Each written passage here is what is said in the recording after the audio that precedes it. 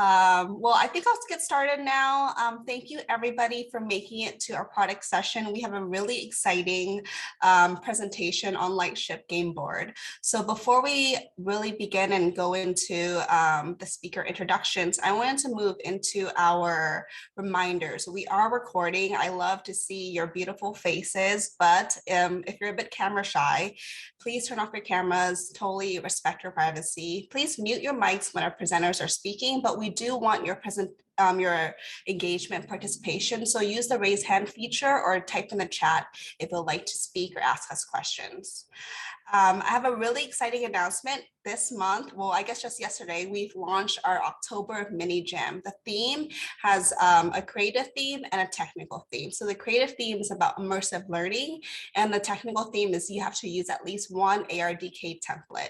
So we really want to challenge you to take thinking outside the four walls of a classroom, and learning is everywhere around us. It can be academic, it can be something that you're really passionate about. We want to see you build it with Lightship ARDK. There's going to be 2 weeks of submissions, and we're not looking for perfection. We want you to get up and running with Lightship. Afterwards, we have judging and community voting, so you, the public, can go on to all the entries on itch.io and vote. And we take about 80% of the judges' votes and 20% of the community vote to find a final winner. And this month, we have lots of exciting prizes for you guys today, including $100 cash prize, as well as private beta to our remote content authoring, as well as some other things. So please check it out. To support you guys with the mini jam events, remember that the submission deadline is October 17th, and you must submit your entry on itch.io. You can check out the mini jam forum on our Discord server for more information. The FAQs are there. The community is there to help you. And we also have office hours next week. So make sure you attend those office hours if you want help with troubleshooting anything. Our dev support engineers are going to be there to support you. And then going into other announcements, we have a mini jam design session. So to help you get quickly building your project, we're going to help you guys think of prototypes and come with lots of crazy ideas, and we're going to kind of boil it down to one small MVP. So that's this Thursday. Summer Gu's our Niantic judge for this month, and she will be facilitating with me this Thursday. Next week, we have a brown bag with one of our managed partners, Life Cash, and we're going to be talking about reimagining travel and tourism with location-based AR experiences. So if you're interested in BPS and its use cases, make sure you attend that session. And then later on at the end of this month, Jackson and Jamaica are going to be holding a workshop on Gameboard. So please RSVP at events.lightship.dev. And if you aren't part of our Discord community, please scan the QR code right there and join our Discord. Again, if you wanted to ask questions, please scan this QR code, and we're going to have you submit all of your questions on Slido. I'll also drop the link in the chat later on if you don't have a chance to scan the QR code right now.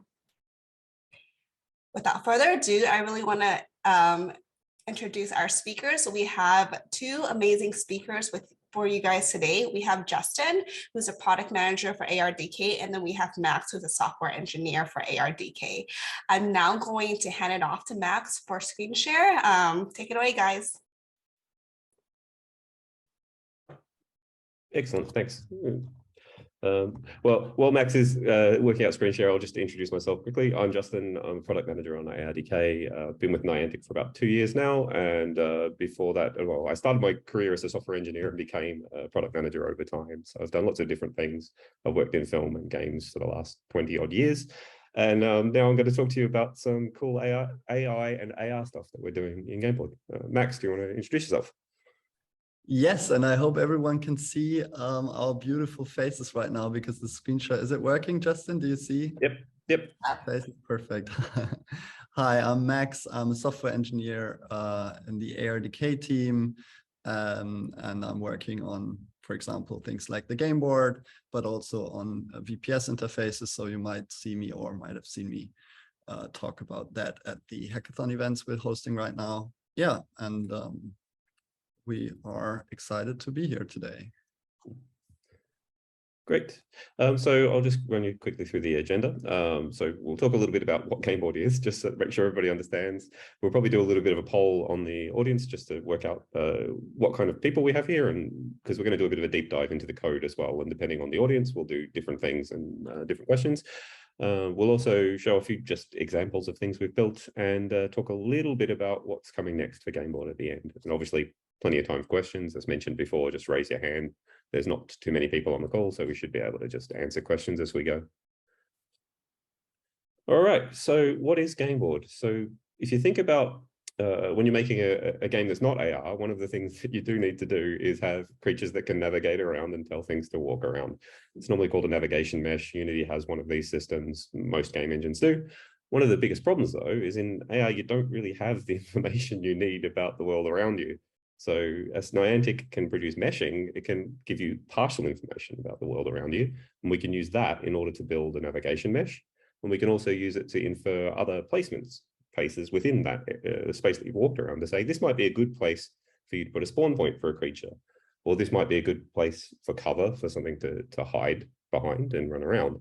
So it starts to give you some tools to write procedural gameplay, which is one of the little graphics here of the maze. So if you think about as you're walking around with your phone, you don't really know what's around you until you've looked at it, is the way AR works. So as that is being built up, Gameboard is one of the tools that can help you to start to write rules about, I think this sort of creature should spawn here and do these kind of things. So it's a very handy tool in that space. All right, so before we go too much further, we're going to kick off a little bit of a poll to just understand the audience a little bit better. So please answer some questions.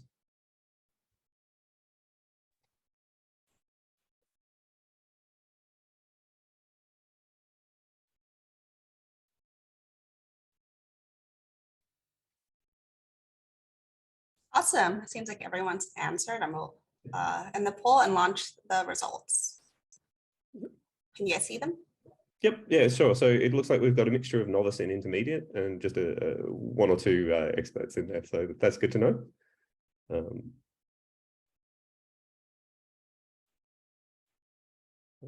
So let's go to the next question. Yep.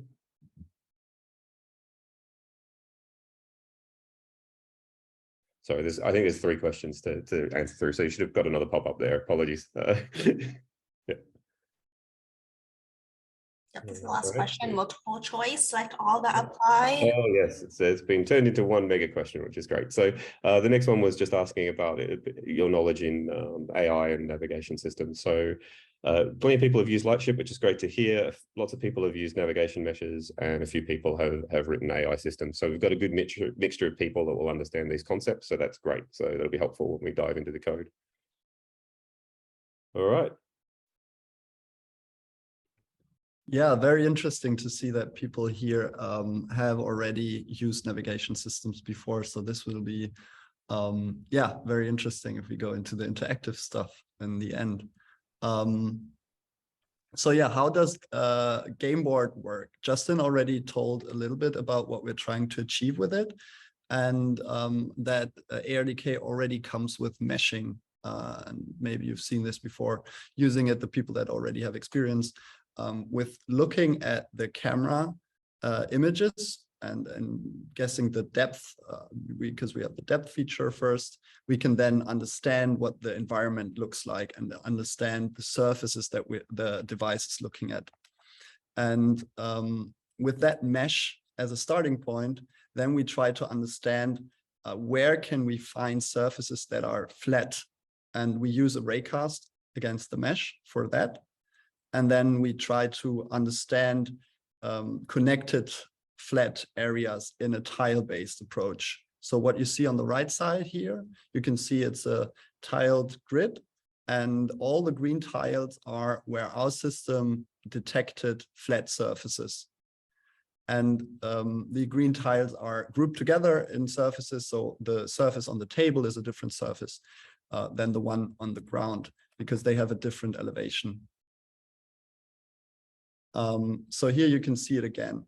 On the left side, first of all, we have the meshing and we detect the flat surfaces. We raycast the mesh, we register the tiles, and then we combine them into higher level surfaces. And to see that in action, we can have a look at the left side. So here you can see that the more of the environment you scan with the phone, the more tiles we can register. And the game board is something that builds up over time, which is exactly what Justin said. Before you start your AR session and before the camera can see something of the environment, we don't know what the environment that you're in looks like. So over time, we can learn more and more about the environment. And on the right side, we can see how these individual surfaces are here in different colors. And we have a small agent, in this case, our Yeti, walking around and walking across these surfaces. And here you can see that the individual surfaces have different colors, and they can actually merge. The more you see of the environment, the more the system understands. Here we can now see this was one surface that actually joined.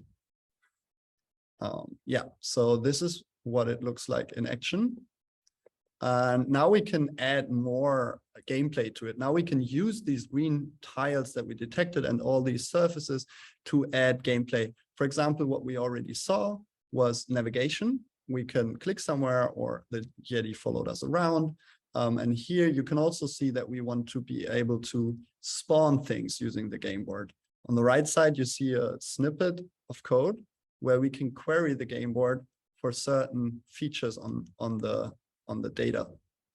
For example, here we can see we want to spawn a coin in this small mini game, and we only want to spawn the coin if the game board is big enough, if the distance to the agent is big enough where we want to spawn, and if the space actually fits our object, in this case, this coin. And now you can see here, once I collect a coin, the game board itself will give us a new position that is big enough to fit the coin and far enough away from the agent, so that this game is fun, and you always get a new position just procedurally without ever knowing where you're going to play this game before you start it.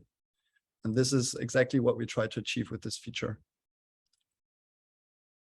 And we're going to jump into some live Unity programming and checking out the project here, exactly this coin demo. But beforehand, we already want to know if there are any questions until now that we can answer before we jump into some live demos. This would be a good time to just ask if you want to see something specific. Max can totally show you that. Otherwise, I think at this point, when I'm showing you, the interactive part starts now. When I'm showing you everything in editor, you can always try to make yourself noticed by Chanel in the chat, or raise your hand or something like that. And we can try to just answer everything in the moment. Oh, Max, we have a question in Slido. I'll read it to you. Don't know if you want to answer this now or later. Can you use meshing and game board in mock environments? That's a very good question.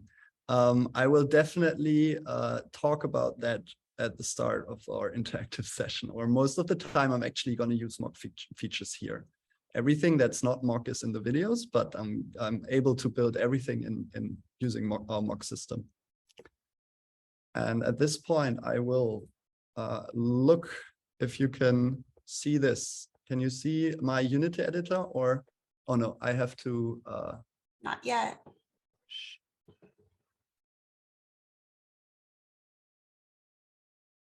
Here we go. Now you should be able to see my Unity editor, right? Yes. So what I have here is a Unity project set up with our ARDK Unity package and the ARDK examples.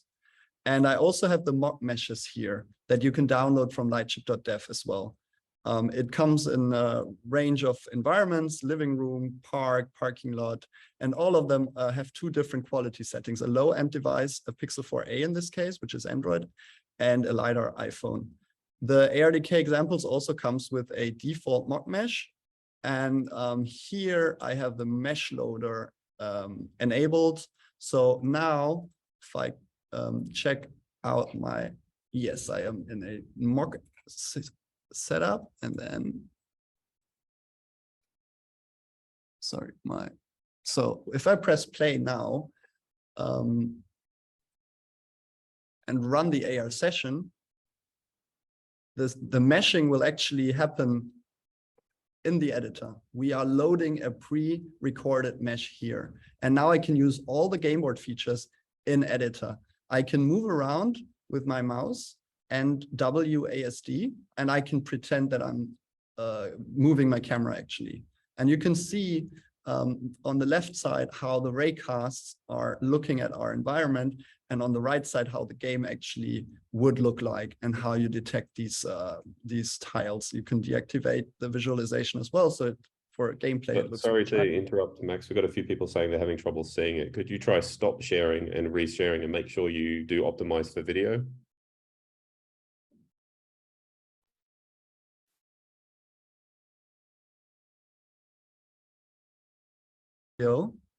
It's not a possible option right now for me. This is the wrong thing was one. like I can see it very clearly. It's like it's fine for now. Maybe here, internet is slow. Maybe. Let's see again. So I wasn't moving fast. I don't know. Is anybody else having trouble seeing? There's just one or two people. Can we, if the majority of us can see it, we'll just continue. Okay. Yeah, if anything, let's continue. Yep. Yeah, if someone has issues, yeah, please raise the issues. Otherwise, for that now I'll continue. So yeah, this is one mock environment, and now I can also bring in the different ones. I will do that later, but let's make this bigger a bit. What I can do now is I can place the Yeti here, for example, and you can see our Gameboard procedural placement only allows me to place it where I already detected a surface that's big enough for the Yeti to fit. So I cannot place it anywhere where our system doesn't agree with this is a good placement origin. And if I press done, I can click somewhere in app. This would be the touch screen. I would touch somewhere and the Yeti would try to go there. Here I can use my mouse and keyboard, very convenient. And yeah, this is basically the example that we ship. If you download the ARDK examples, you will get this scene immediately. And this small script that I wrote, we can actually have a look at it again. Should be here, is this coin generator, where I'm looking at a coin size. This size is the size that Gameboard has to find an open space that's big enough to fit this size. I don't want to start generating coins if the Gameboard is not already big enough. So I'm limiting the generation until I found an area that's big enough, bigger than this value. And then I say, I don't want to spawn a coin that's close to the agent. This is again the snippet. So we can see this in action now. And using our mock tools, I can actually do that all in the editor. And I can, again, load the mesh. This covers some Gameboard. I can place Dodi. And out, I can now have a look at the coin generator. I will activate it, and you will see no coins show up. But I can now change these parameters. And oh, the coin size was set to 2. So that was a very, very big area that we were looking for. And actually, if I decrease that size, I can play this game, and let's put this to 1.5. So you see, we are trying to make this as easy as possible for the developers to be able to use our existing mock tools to iterate fast and try to understand what values might work, how you can set up your scene. And then if I go into here and I copy that, no, this is, let's use this one. And also show you how you can set up a different mock environment. So here we had a path that was giving us this mesh, and now I'm just using our mock meshes package and copy paste a different path in here, and it's going to be a much bigger mesh. So I can test this out in different environments. And you can see here, this is now a different mesh, and I could do the same. I can activate the coin generator.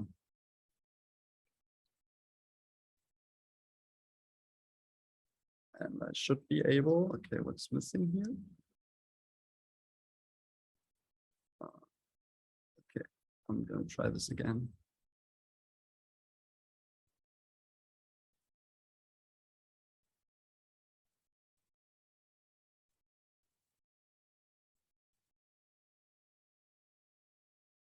There we go. Okay, so this is the interactive part. And I think we can now go into some questions, because this was probably a lot. And whatever you want to see now, I can try to change some settings or go into depth about how this feature works, whatever you're interested in. I don't know if we already have some questions in the chat, but feel free to. Yeah, there's a question in Slido, Max. I think you can answer at this time. What type of mock is that? Is it a private mesh you've made with Wayfarer app? And if you ask that question, feel free to unmute yourself and add more.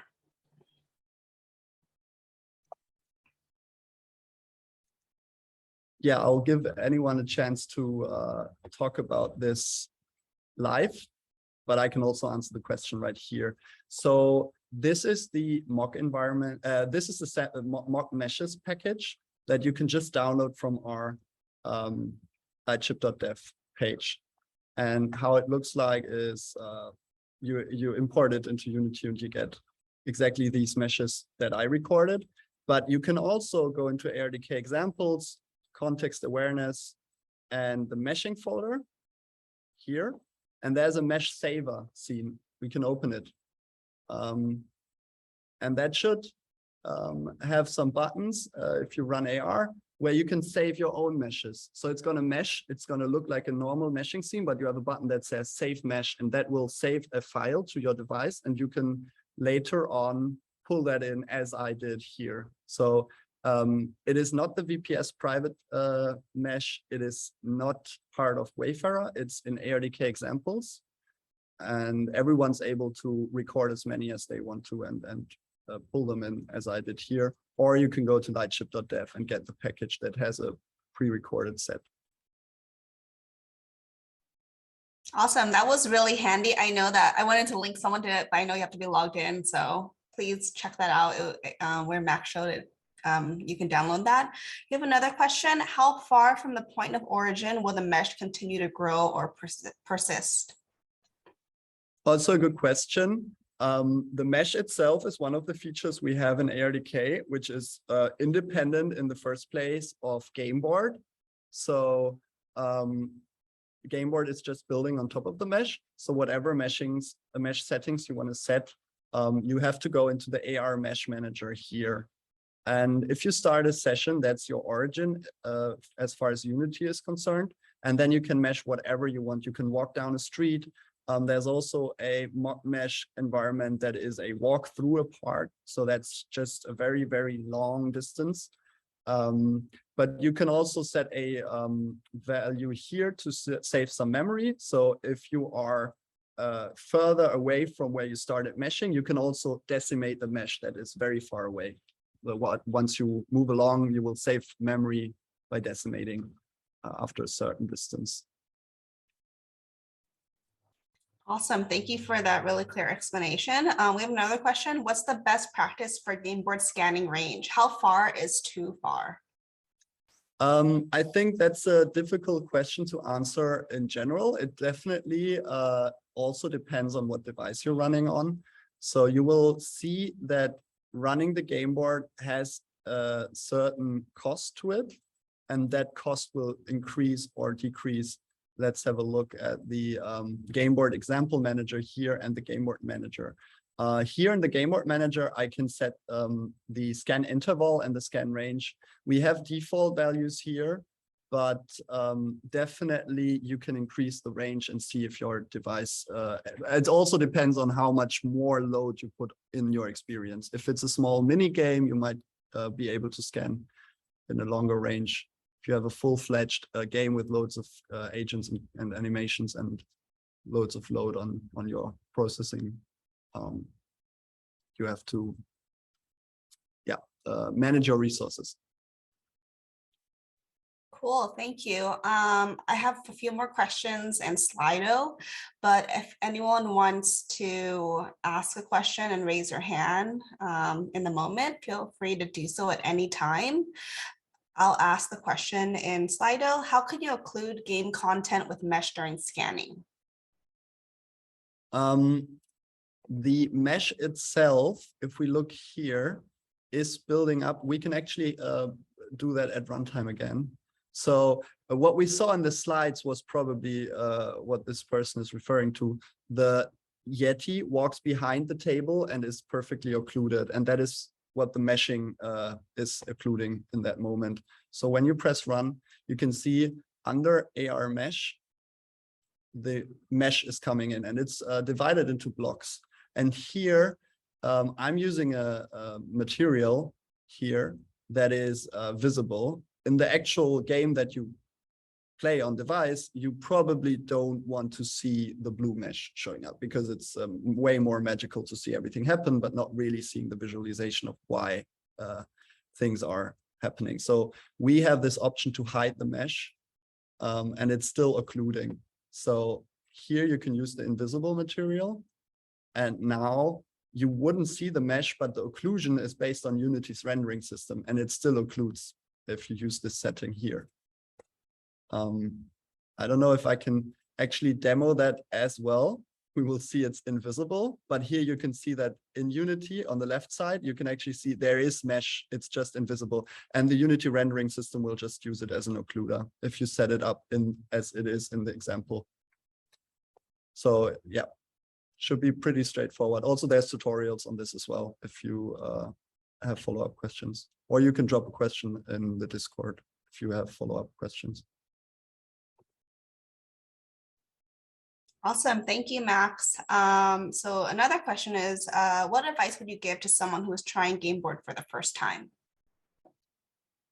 So the first thing is iterating fast by using as much mocking as you can.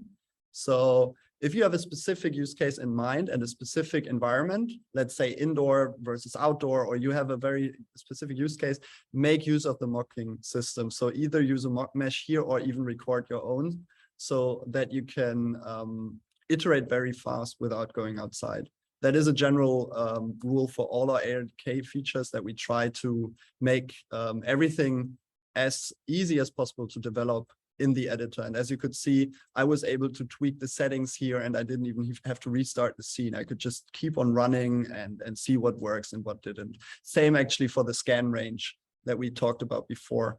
If you're in the editor, you can just tweak these settings as you go. The other thing would probably be to understand meshing as well, because Gameboard is working off of meshing. So if you want, for example, to scan at a higher range, it is still limited by the meshing range. So you cannot really use the Gameboard further away than the meshing detects the environment. So the better you understand meshing and issues with meshing, or where it works well, for example, lighting conditions and all of these things that come from meshing will affect Gameboard. And yeah, that would be my advice. Justin, if you have more advice, you can jump in. No, they're really good points, which is start simple, start in the editor. The other thing to think about is what kind of game are you trying to make? So this is separate to ARDK in general. Whenever you're working on something that is using these kind of systems, it's thinking out how you want to play it, because you can still do the same options you would do when you mesh an area. Like, do you want to ask the user to walk around and fully mesh the playfield and then say, this is my play area, and then the game board will just generate in that space really neatly? Or are you trying to build something where as they're walking around, it keeps growing and something's happening in front of them? They're different sort of play styles, and you would need to test them differently. So you would have basically different mock meshes and a different layout there. I had a question for Max though that I wanted to ask, which is, could you explain a bit more about those mesh blocks and the way that the colliders work, and so that you actually have collisions, and there's a few settings basically. If you could walk through those, that would be nice. Yeah, sure. Yeah, because my advice was understand meshing first is a good question to understand meshing and what we can have here. We're trying to leverage the Unity game engine as much as possible. So we see the world, we do some magic, and then we come out with meshes that we can integrate in Unity meshes. So at that point, we can use collisions and occlusions based on Unity system. I'm going to run this again so that we have some generated game objects. And then I can have a look, and we can all have a look at them. Okay, so I'm using the invisible material. I will uncheck this for now. But let's run this. And again, I can press pause here. So here we specify, for example, which prefab the mesh should generate. And that is here, the Gameboard mesh chunk. If we look here, these are called Gameboard mesh chunks. So this is the prefab that is being generated here. Whatever I assign to this prefab, for example, the layer is going to be the layer of these blocks here. So that affects rendering, that affects physics. So this is very important to, in this example, it's all set up. But if you want to diverge from that and set up your own system, make sure to understand what you're actually trying to achieve, and make use of the prefab system. So this was the invisible material that can overwrite the existing material, but the existing material is the one of the prefab that's being rendered. So this blue material is actually on the prefab. You can also use different meshing modes. We have a high range and low range, but the higher range, because it would use more memory for a higher range, we reduce the detail here. These are preset settings that are working quite well. And then the collider, if we go into the prefab, we can see this has a mesh collider. If we would remove this, it wouldn't interact with the physics world in Unity. But because we have the mesh collider here, it comes with a small cost, because Unity will look at the mesh and update the collider every time. But now we have collisions for free. If you throw a ball into this scene here, it will collide. Another important thing to note is that you can see all these green lines above where the game board is generated. So that's doing a bunch of raycasts. So if you don't have a collider on the mesh chunk that you spawn, game board just won't appear. So if you built your own setting, it's one of those things where you're like, oh, why isn't this working? And sometimes it's just that you haven't selected the game board chunk, or if you've made your own chunk for meshing, you forgot to put a collider on it. That's a fairly common thing. And Max already pointed out that if you're doing anything smart, like you need a particular layer for a reason, you've just got to make sure that that layer is set. So yeah, thanks, Max. Yeah, great addition. Thanks. Yeah, thank you guys. And I guess there's a question that someone said, Justin mentioned about getting an understanding which tiles are good for hiding spawned objects. Can you tell more about this?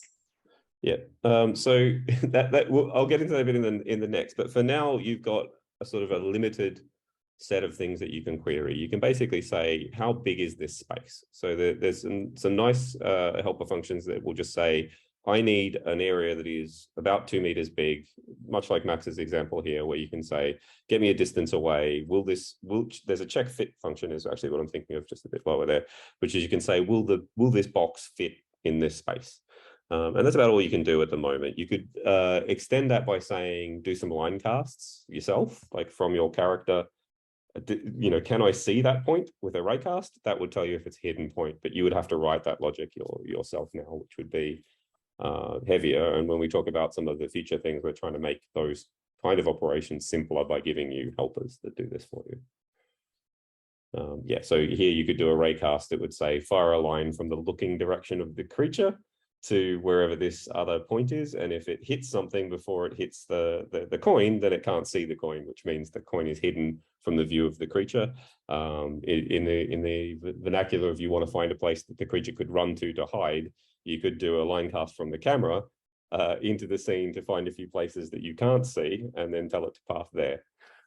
is another way to think about that logic. But hopefully that kind of mixed answer from me got you to the answer you were looking for. Yeah, cool. I don't see any more questions in Slido regarding this point. I'll save it for after your what's next slide, Justin. But if anyone wants, while Max is still in Unity, if anyone wants to ask Max anything that he can show you, now's the time. Go ahead and raise your hand or just unmute yourself.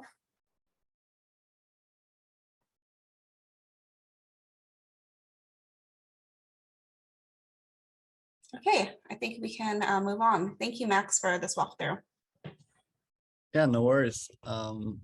Let me go back into the presentation. That was the demo. That was the walkthrough. And Justin, you can talk more about what's next. Sure. So yeah, leaning into the question that was just asked, because it's a fairly important one. There's it's slightly small colored square in the middle here, which says semantic regions in debug. What that's simulating is that we want to be able to give you access to know a little bit more about what's around you. So if you think about each of these colors as a different kind of semantic in the editor, it's and you're saying, hey, is that dirt, sand, a building, a tree? So that you can start to say, find me a region that's about 2 meters big, that's X far away from the camera, that is grass. And that you can say, oh, that is a spawn point for creatures that like to spawn on grass. Other things like the pathing itself, you might want to do some fairly standard A* things by setting different weights for different type of surfaces to say this type of creature prefers to walk on natural surfaces and not artificial ones. So you can potentially set different weightings based on the semantics. So we want to make it easier for you to get access to those semantics. You can do it now in that you can write some code to say, based on what you see in the screen, what's semantically there, and as you move through the path, write a bunch of code to connect those things, but that's a bit painful. So again, we're looking at combining these things together such that the game board itself has that understanding. It also gives you persistence, because currently semantics is only what you see in Frustrum, whereas once it's pushed into the mesh or the game board itself, you can keep it history about what's behind you and where you've been to other places. Sorry, there's a question there from Susan, if you want to just ask it. Yeah, so, but you wouldn't necessarily need game board to talk about what you're talking about, right? You could do the same thing simply with meshing, couldn't you? It depends on what you mean. So storing of the data, yeah, it could be stored in the mesh. And and spawning. Querying of it, not so much. Like so the issue with if you just use mesh is the number of vertices that you're storing for that data is a lot. So you can do it. You can basically say, go through all the mesh chunks, grab back the information about whatever is on them, iterate through it sparsely to find points and place them. So yes, it is possible if the data is baked in there. The idea here being that it would be much simpler. And the other side of it is the way in which you query that data would be optimized for these searches. So rather than being optimized for rendering mesh, it's designed to say what regions are near you. Okay. So it's more a performance optimization on what you're thinking is really where this gets to. And it also gives you a more sparse voxel-like structure that you can query for those sort of like vision tests and other things could be used in the same data structure. So that's what we're thinking about doing in this space.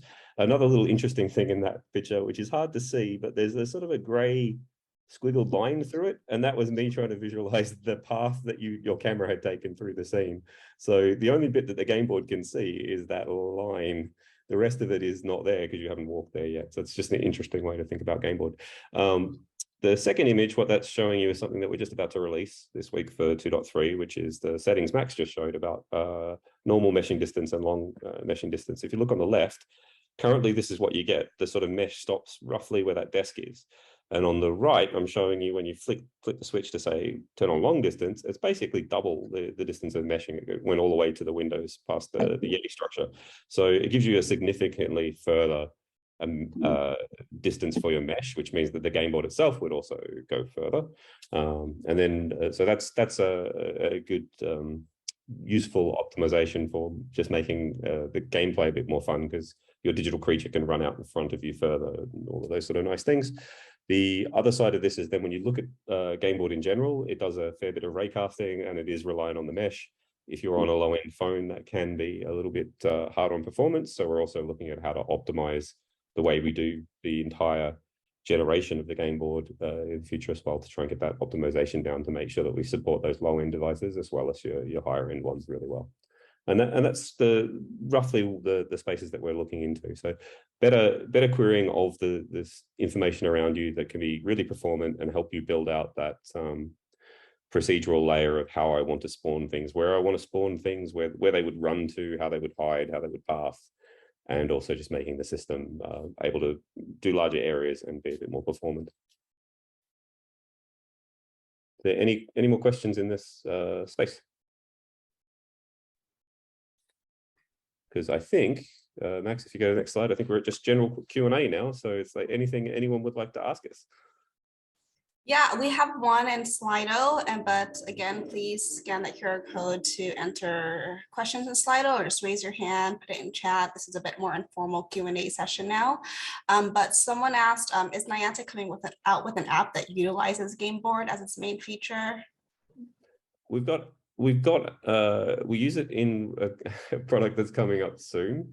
I wouldn't say it's the main feature of the game. So yes, we do use it internally. As you've seen from what I'm saying, there's still a lot of work that we want to do on this product to make it even better and better. So as we make it better, we'll use it in more of our games. Awesome, thank you. We don't have any more questions in Slido. Anyone want to raise their hand or put it in chat? This will be a great time to ask more general questions.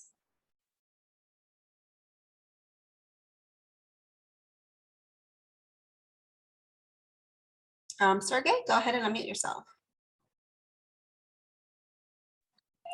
Hiya. Will you plan to implement like a slope detection in your Gameboard tiles? Thank you. Yeah, so the current system has jumping in it rather than slope, but yes, in the more advanced versions that we're working on with the research team, we're looking to add more of the standard features that you see in navigation, so that you can control your agent's step size and angle that it can walk on with more settings. So yes. Thank you.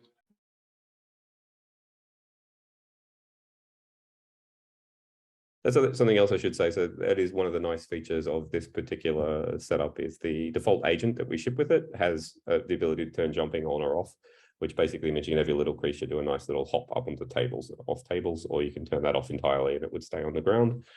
So that's just one of the features that's in there.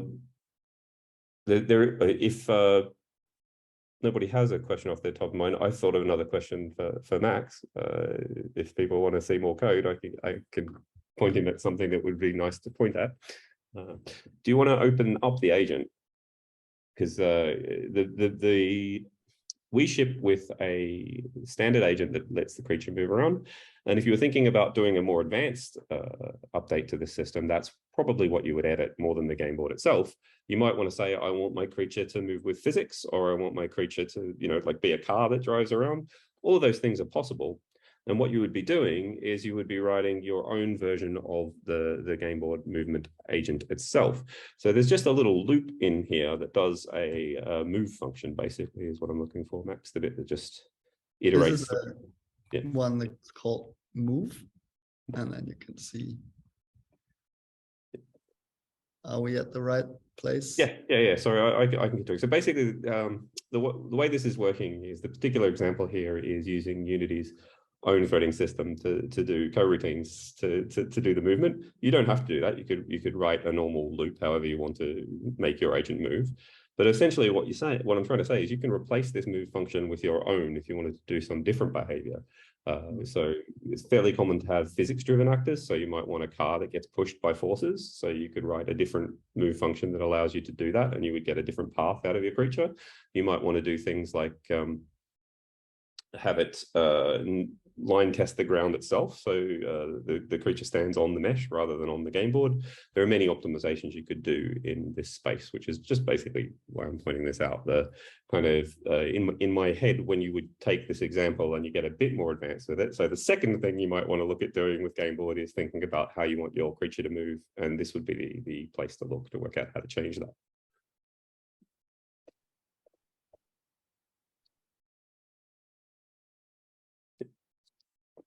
All right.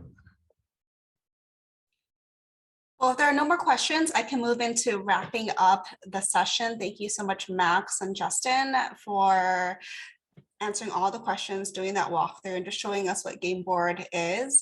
If you guys ever have questions, just drop in the Discord, and we'll try to reach out to you and answer some of those questions. So let me switch screen share to my screen just to do the final announcements. Okay.